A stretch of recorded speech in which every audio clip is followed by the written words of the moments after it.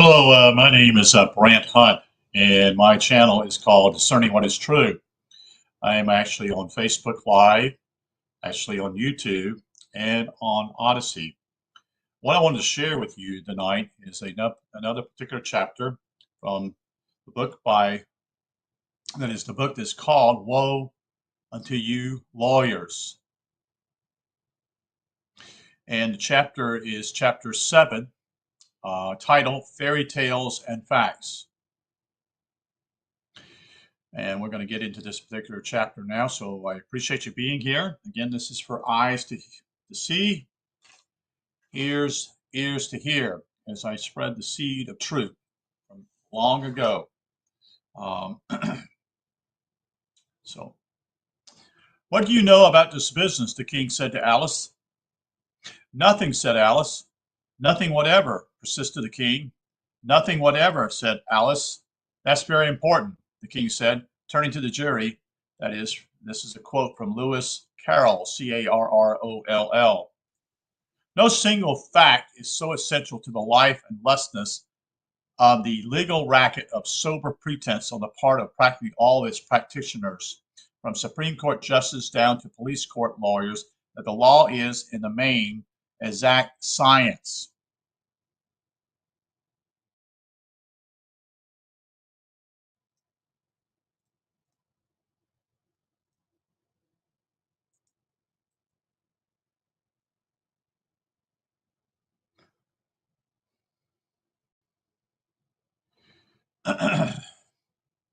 No pretense was ever more absurd. The basic assumption behind the settlement of every legal dispute, whether it be settled by a judge's sacred words or out of court, is that, according to the law, there is only one right answer, one preordained answer to the problem. Lawyers and judges, so the fairy tale goes, are merely trained mechanics in the manipulation of that tremendous and complicated added, subtracting, multiplying, dividing, and square root computing machine known as the law. They take a problem, any problem, and translate it into the appropriate legal symbols. Push the buttons on the big machine that corresponds to those symbols, and the right answer automatically pops out at the bottom. Certainly, it is only because of their passionate belief in the machine-like and exorbitant quality of the law that non-lawyers continue to submit their civilization to legal decree. Certainly, too, the law boys themselves are anxiously aware that they must keep up the pretense if they would keep their prestige and their power. Even the Supreme Court, from time to time in its opinions, feels it's imperative to state that it is the law, that infallible automatic machine, and not the court, those 9 fallible men that really dictate decisions.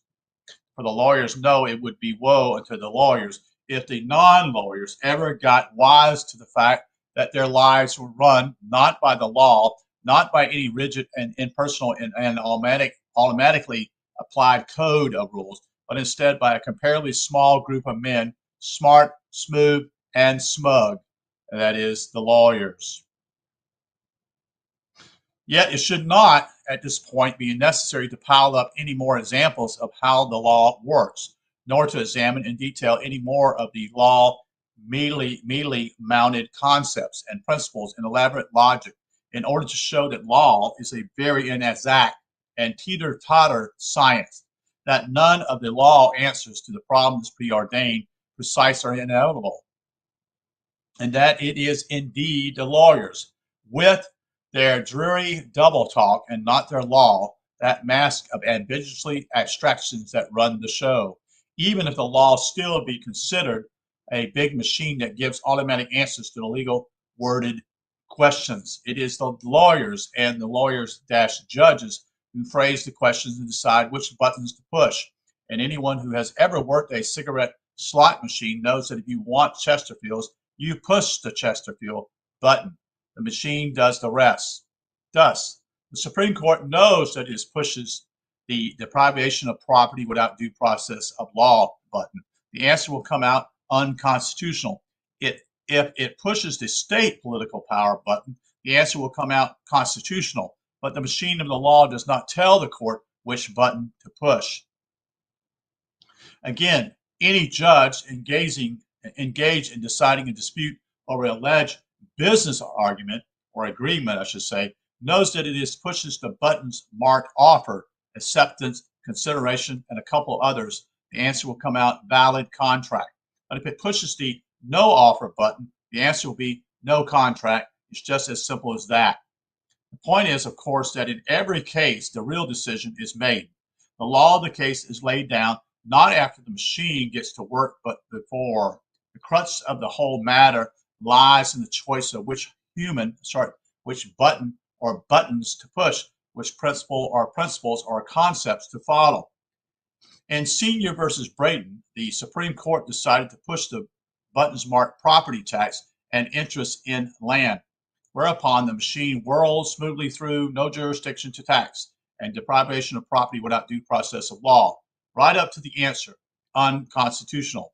But if the court had instead laid its venerable finger on the income tax button or had skipped the interest in land button, the machine of the law would have whirled just as smoothly to the exact opposite conclusion. And there are always at least two buttons, you see, two principles between which a choice must be made. Often there are several such choices. In no law case, in no legal dispute, in such a choice not presented. Take one of the coldest cut and dry cases imaginable. A sane man deliberately kills another man in the sight of several reliable witnesses. All the relevant written statutes and all the principles of law which encrust these statutes seem to point towards one answer: first-degree murder. Yet, as everyone knows, some lawyer will take the killer's case, will dig up accepted and respected principle of law which, if followed, would declare the killer innocent of crime, and may, for it has often happened, convince the court that the right legal answer is not guilty. No wonder then that in the less spectacular and less apparent open-shut legal controversies, a principle or series of principles can always be found to lead the benediction of the law to each side of any case. No wonder there is no such thing as legal problem, which does not have, in the eyes of the law, two sides to it, up to the point when some judge applied just one set of principles to the problem and thereby settle it according to the law. What are then all these abstract principles of which the law is built? These rules so diverse and complicated and contradictory, I should say, that some combination of them can be used as push buttons to attain any result under the sun. What are these great and guiding truths that can override written statutes and even constitutions? What are these indispensable counters of all legal thinking and legal action? Where do they come from? Once the stork brought them theory that they sit in some jurisprudence sky waiting to be brought to heaven has been dispensed with. The simple truth is that each of them originated as the out loud conjunction of some judge, slightly worried as to which old set of principles or contradiction of other judges to apply to the case before him, and still wanting to make his decision sound and inevitable and as automatic, as scientific and logical as possible. Every legal principle begins its existence as a rationalization, a justification, a honestness is why of some legal decision. And the more it is subsequently used to justify other decisions, the more respectable it grows. Legal principles like meerschaum pipes improve with use and age. There is a principle that equitable relief, a special kind of legal remedy, will not be granted to anyone who comes into court with unclean hands. It originated centuries back in the desire of some judge to boister with high-sounding excuse his decision for the defendant in the case in which the plaintiff seemed at first to have the best of the law on his side. The excuse came in handy in other cases. Today is primary principle of equity law. So with the principle that the states may regulate businesses affected with the public interest, a Supreme Court judge, that is, in upholding such a regulation, once helped give his opinion of authoritative sound by stating that the business in question was affected with a public interest and consequently was properly subject to regulation. The word stuck. The rationalization became a accepted principle. Moreover, by reversing the rationalization, Other judges made a even more useful and more used legal rule out of the idea that businesses not affected with a public interest are generally not subject to a state regulation. So too, with the principle that consideration is essential to a valid contract, so with the principle that Congress may not regulate industrial activities which affect interstate commerce only indirectly. So with all the thousands upon hundreds of thousands of principles of the law, each got its legal baptism as part of the random rationalization of some judge, trying to make a specific decision sound more learned and logical to his fellow lawyers and to himself. And of course, once a principle has been accepted, or as the lawyers would say, or have it discovered as part of the law, its use is no longer restricted to this kind of problem it was originally dressed up to deal with. It might be supposed that even if the messianic muttering of a judge in a specific case can become proud principles of the law, quoted and followed in other cases, at least the legitimate use of those principles would in the future be limited to the kind of case the judge was muttering about. Not at all. A legal principle, once let loose, is never restricted to its own backyard, but is allowed and often encouraged to roam over the whole field of law. Thus, a principle born of a judge's pattern in settling a financial dispute between two businessmen can, like or not, become a bulwark of constitutional interpretation. A principle first mouthed to bolster up a decision in a suit for slander may later turn up as the key to the law in a murder case. In Senior versus Brayton, for the instance, a case creating around state taxes in the U.S. Constitution, the controlling principle was borrowed from a case which has nothing to do with state taxes, nor with the U.S. Constitution, but involved instead a little problem of property law and a property legal procedure under a federal statute. Not only are legal principles and concepts so vague and so abstract that they make as much sense, or should I say nonsense, when applied to any of the dozen vital different kinds of legal dispute, they are also so treacherous of meaning that the same principle can often be used on both sides of the same dispute. There is a famous legal principle which disparages interference with a famous legal concept called freedom of contract. Both the principle and the concept are genuine and typical examples of the law, in that neither comes out of any constitution or statute. They come straight out of the judge's heads, you see, and mouths. Yet in a labor dispute arising out of a strike, the workmen's lawyers may well plead in a court that any interference with the strike will be weakened, by weakening the workmen's bargaining power, amount to an interference with their freedom to contract, while the boss's lawyer is arguing that the strike should be stopped or crippled by a legal decree because it interferes with the boss's freedom of contract. Like most legal concepts, freedom of contract can mean very different things to different people or even to different judges. Like most legal principles, the principle built on that concept means exactly nothing as a guide to the settlement of a specific controversy. The sober truth is that the myriad principles of which the law is fashioned resemble nothing so much as old saws, S-A-W-S, dressed up in a legal language and paraded as gospel. When Justice Marshall intoned the power to tax involves the power to destroy, and on the basis of the principle declared that a certain state tax was illegal, he might just as well have said, "Great oaks from little acorns grow," and founded his decision on that, except that he would not have sounded quite so impressive. The burnt child dreads the fire, you see, could substitute for many a principle of criminal law, and waste not, want not, or perhaps a penny saved is a penny earned, would be a useful and pertinent to the solution of business squabble at the principle that consideration is necessary to validate a contract. All that the law is, all that it amounts to, all that it made of, all that lawyers know and non-lawyers don't know is a lot, a miscellaneous and tremendous lot of abstract principles, and every one of those principles is, in essence, no more than a generalized gem of alleged wisdom that some judge has spoken of in order to rationalize a decision of his, and that other judges have later picked up and repeated.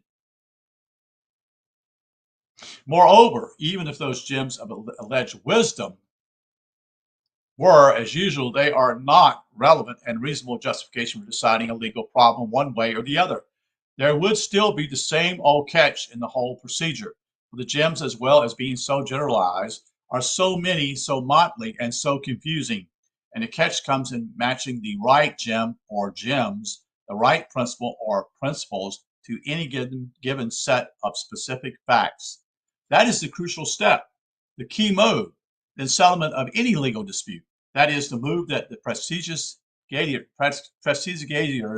of the law always make behind their backs, no matter how vigorously and triumphant they may later flaunt the principles they have picked. That is why the law not only is not an exact science, but cannot be exact science so long as it is based on abstract principles and deals with specific problems. Just as the devil can always cite scripture to this purpose, so can any lawyer lawyer on either side of any case always cite the law to his.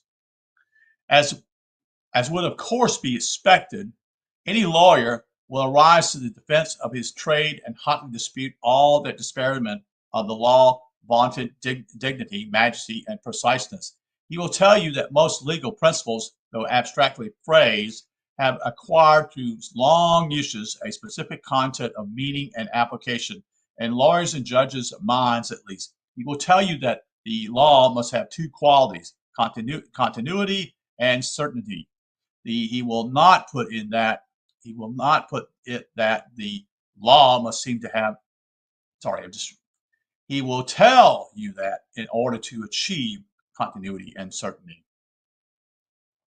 The law must be based on general or abstract principles which can be carried over from one year to the next and from one decision to the next. And he will tell you, if you press him about the way in which abstract principles can be carried over continuously and certainly, that problems and fact situations, by reason of their similarity or dissimilarity, fall naturally into groups. One group will be governed by one legal principle, another group by another, or possibly a contradictory principle.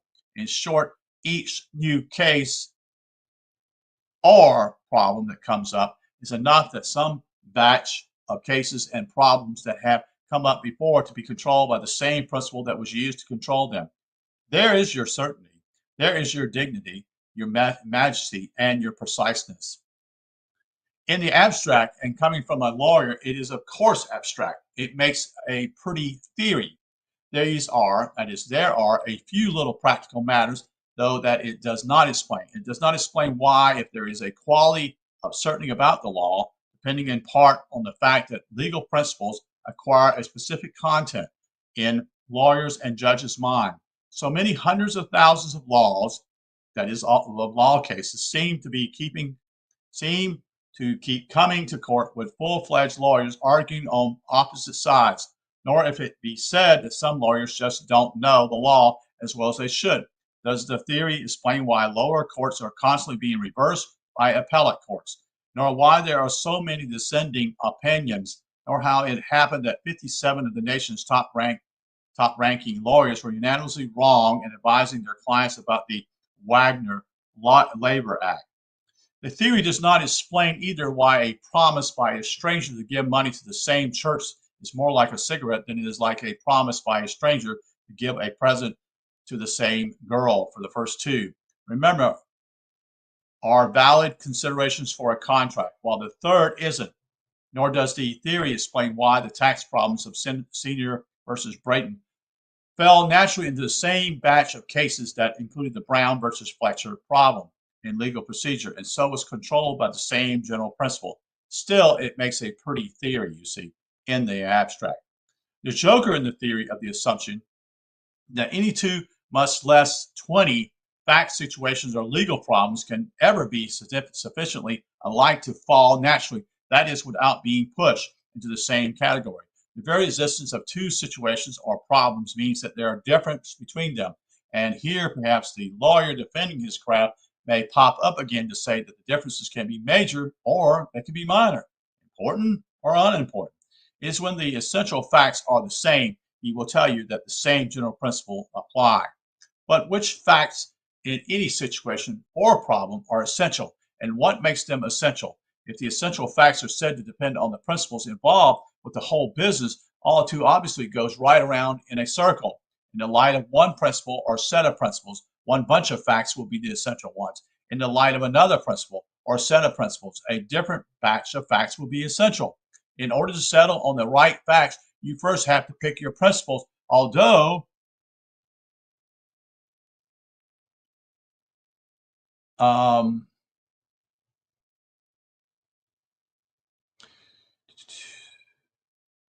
in order to settle on the right facts, you first have to pick your principles, although the whole point of finding the facts was to indicate which principles apply. Yet, if the essential facts do not hinge on the principles involved, then somebody must pick the essential facts of any situation from the unessential ones.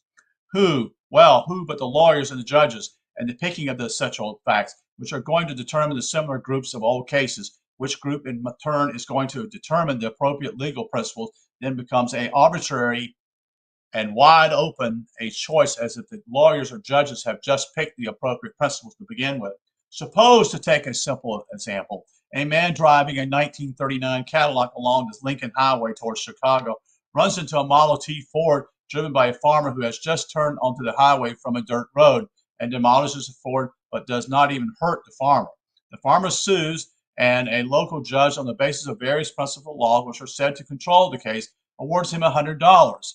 A week later, another man driving a 1939 Cadillac using the same Lincoln Highway towards Chicago runs into a Model T Ford driven by another farmer who has just turned onto the highway from the same dirt road and demolishes the Ford but does not hurt the farmer. The farmer also sues. The fact, as stated, seems to make the case quite similar to the previous one.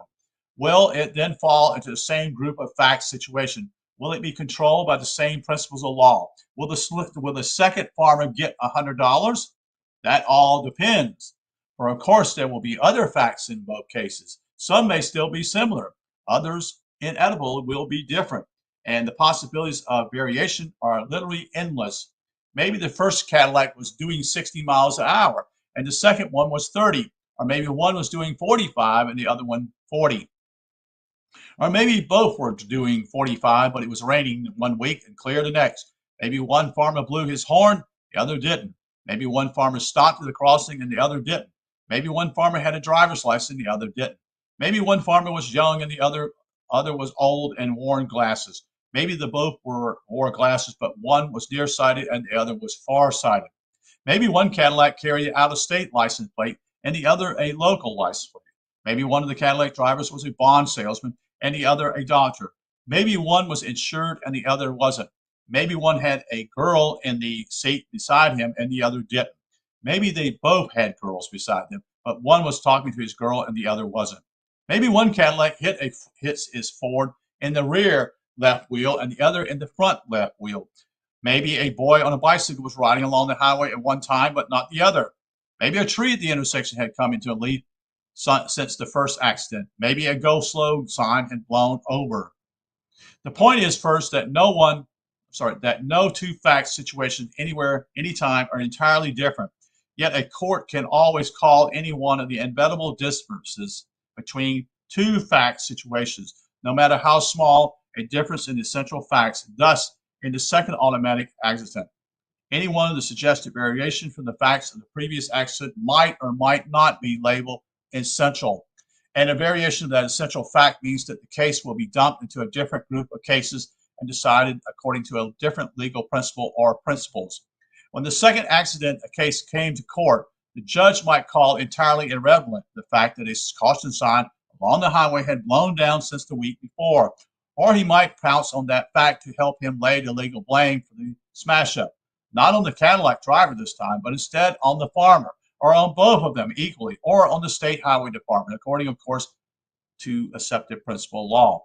Moreover, the mere fact that one driver was doing 45 miles, the other 40, might easily be enough to induce the judge to distinguish the second accident from the first accident and group it instead with a bunch of cases involving railroad trains that run over stray horses and cows.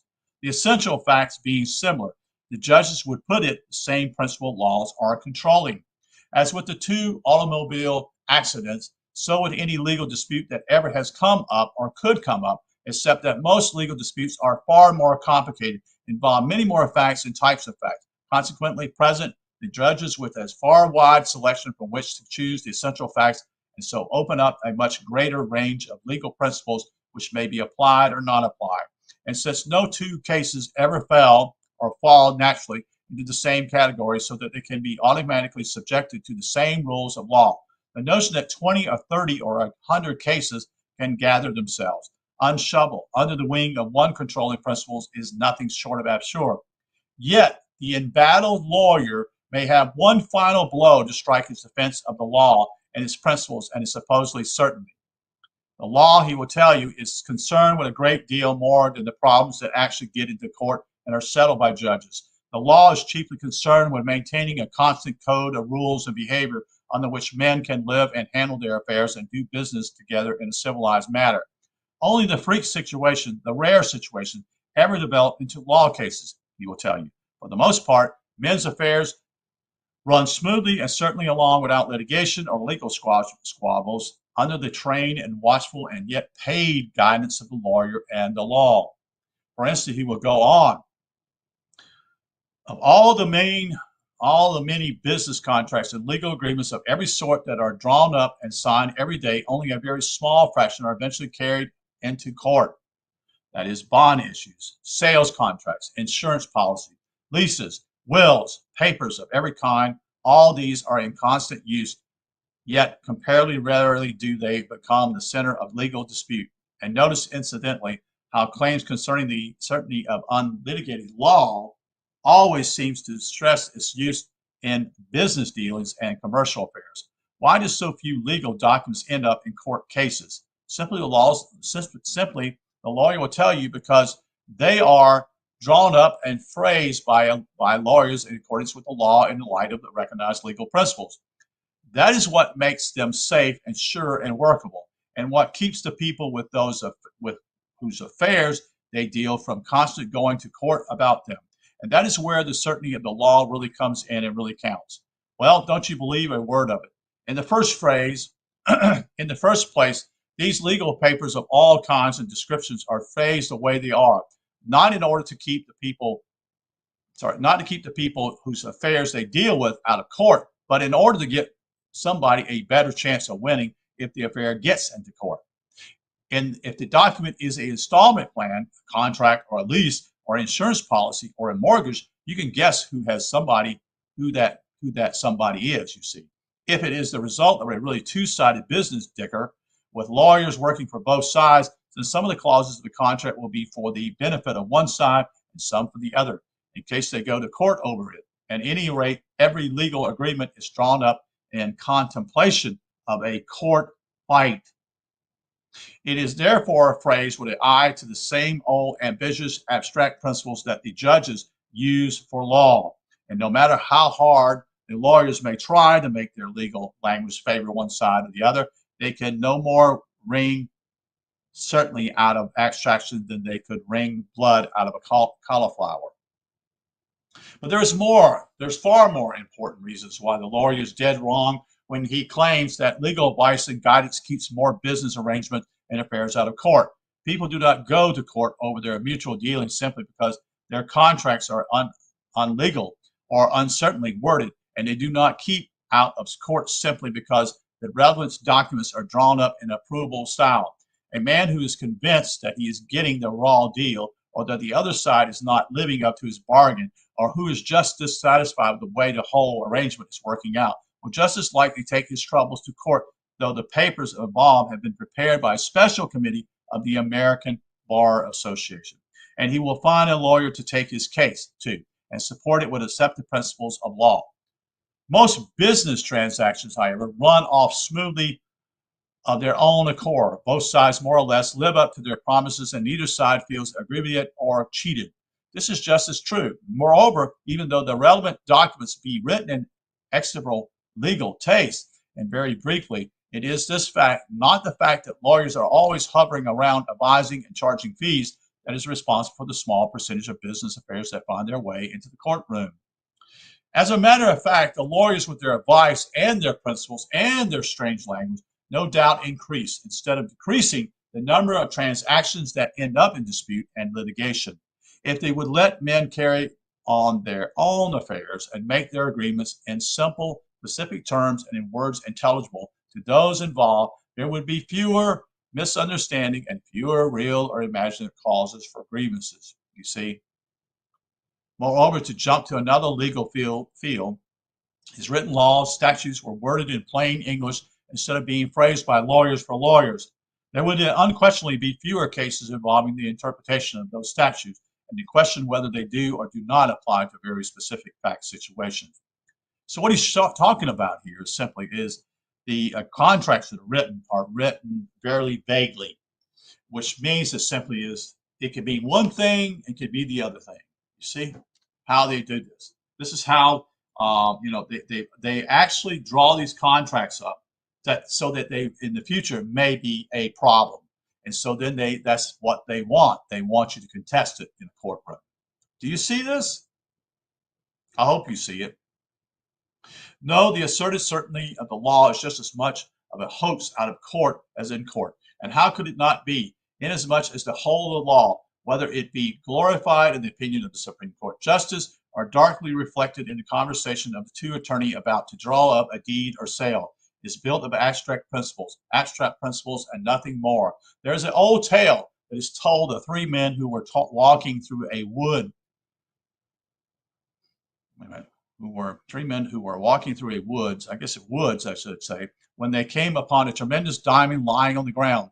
All of them had seen it at the same instant, and yet clearly it could not be divided between them. They were peaceful men, and so rather than fight over this possession, they determined to present their claims in a logical fashion. You will recall, said the first man, that as we approached the spot where the diamond lay, we were walking not in a single file, but abreast. The two of you were on my left, and that fact is of the ultimate importance, whereas neither of you, I am sure, would care to deny the right must always prevail. Therefore, the diamond is clearly mine. Indeed, said the second man, I should not care to deny that the right must always prevail, but you have omitted in your brief summary of the situation one highly significant point. It is the diamond, after all, which is the crux, the center, the whole sum and substance of our problem. And from a standpoint of the diamond, it was I who was on the right and who must therefore prevail.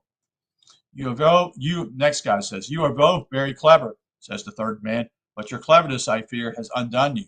Observe that the first one of you who walked on one side of me, and then the other who walked on the other side, had claimed he was on the right.